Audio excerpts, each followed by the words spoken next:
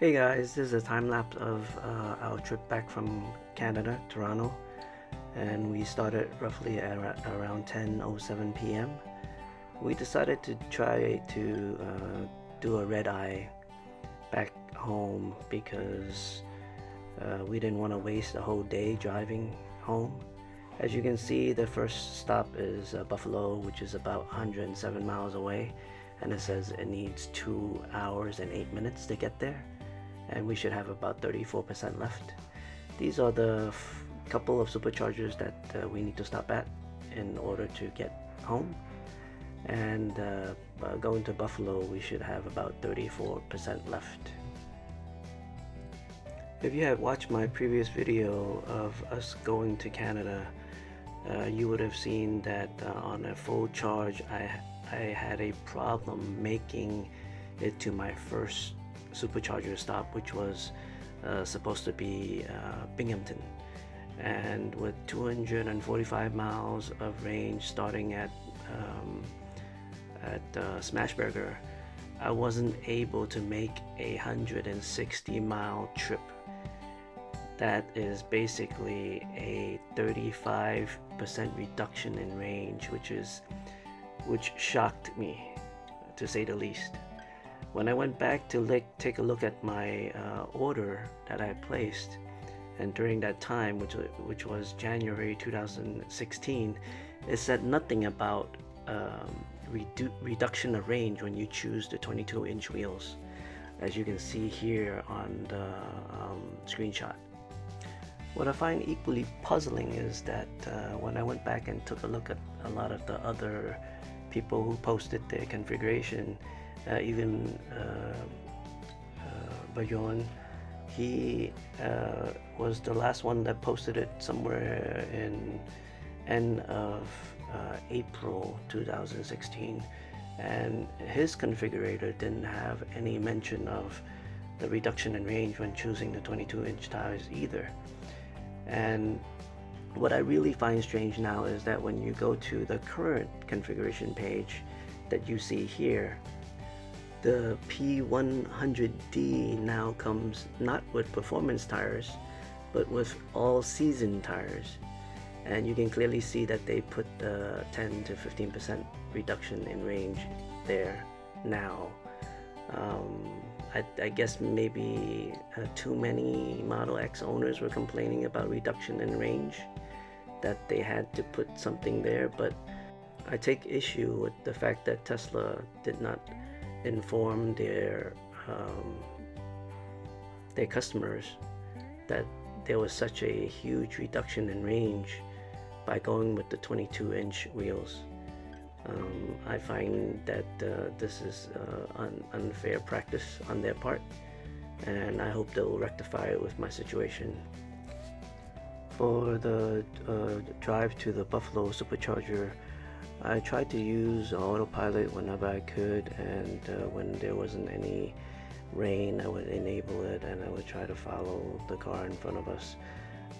But yeah, it got to a point where it was just too monotonous and I was just falling asleep, so I had to disengage it and just do some driving so that I can stay awake.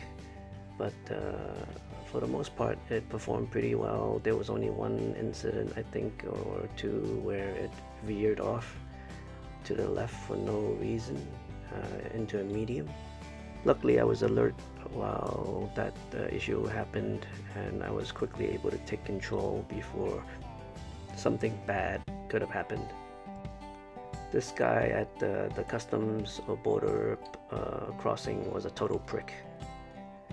He gave us such a hard time, and he made us wake up both our kids and make sure that they were who they were. Like, we're not smuggling any children across the border. It was, yeah, I've never had any good experiences with the US Border Patrol because they've always tried to pull like a power trip. I guess because they're at where they are, they want to be able to seem like they're in power or something.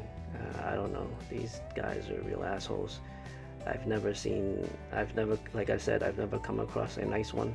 Even when we're flying and I smile at them, they would be like, what the hell is so funny?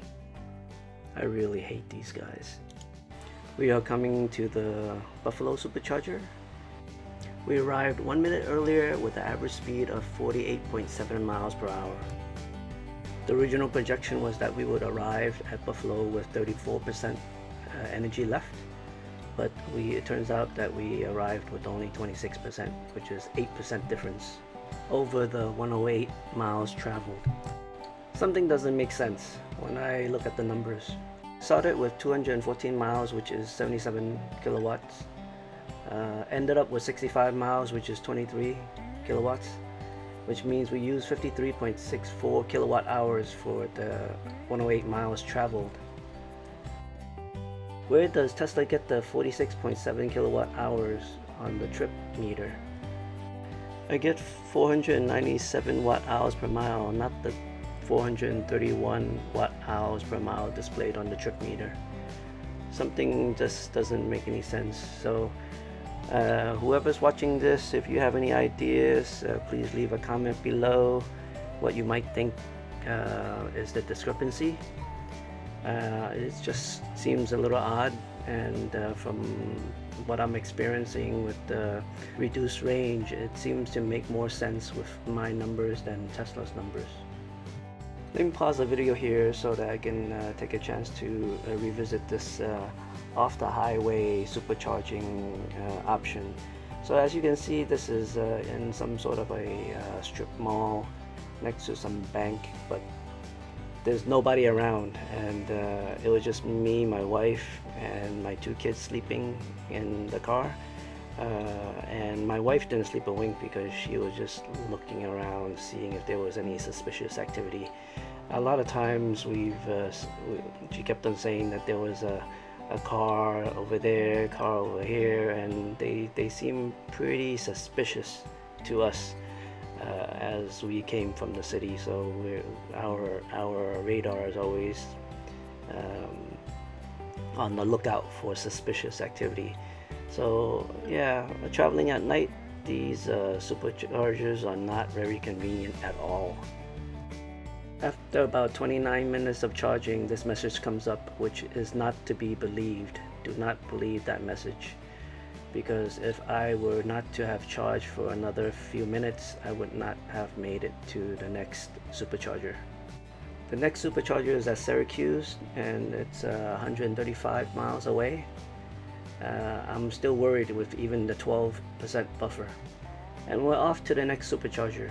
So some of you may be wondering, with the electric car, when do you actually charge and how often do you charge for daily use? So without going on a trip, Tesla recommends a daily charge of about 90%. But what I usually do is I take account of what I would be doing the next day, and where I would be going, and if I need to, I would charge the car. But usually what I do is I charge the car every other day, and sometimes I even charge it every third day, so depending on how much I use it. So there's also no such thing as spontaneity with a electric car, because there's really no way for you to spontaneously decide to go on a road trip. There's some planning that is involved. You need to make sure that you have enough range to get to the next supercharger.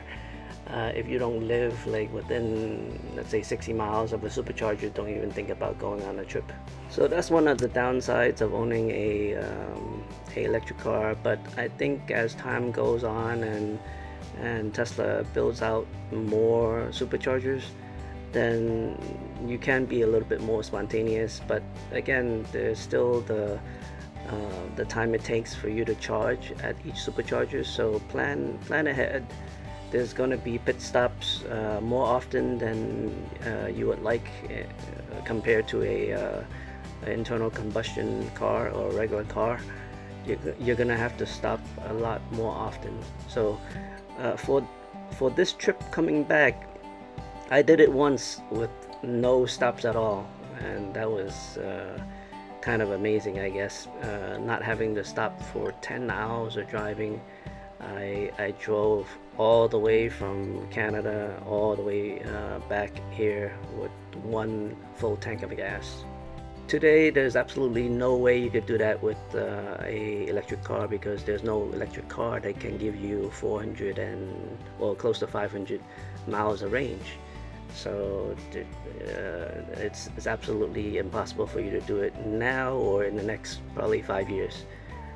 I don't think Tesla's gonna come out with any car or battery that will have a 500-mile range.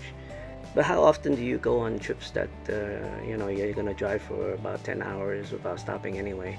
You don't really design a car that is around one or two people that actually does this type of traveling. Most people, normal people, have a bladder that lasts maybe 3-4 hours. So you build a car that can do 3 to 4 hours without stopping, with a sufficient buffer, and then that's basically the masses. So for this leg of the trip, from Buffalo to Syracuse, is pretty straight, and I've basically used the autopilot the whole way. The LED headlights on the Model X are really great for night vision. If you can see, I can see way ahead of me, and there's no real issues with visibility. I don't really like the auto high beam feature, and I'll try to make a video of that soon to show you guys. I was worried the whole time to Syracuse. Look at this, we arrived with 5% left, and 5% equals 13 miles. So if I didn't charge for another few minutes back in Buffalo, I would not have made it. So it was, the original projection was 12% that I would be left with, but I only got 5%.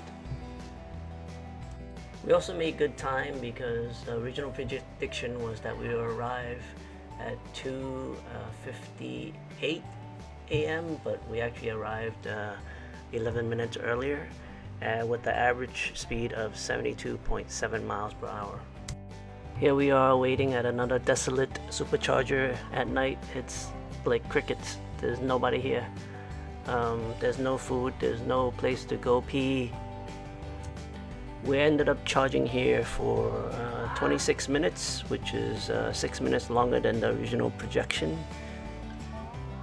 By the time we finished charging here at Syracuse, it would have been over 5 hours since we left Toronto.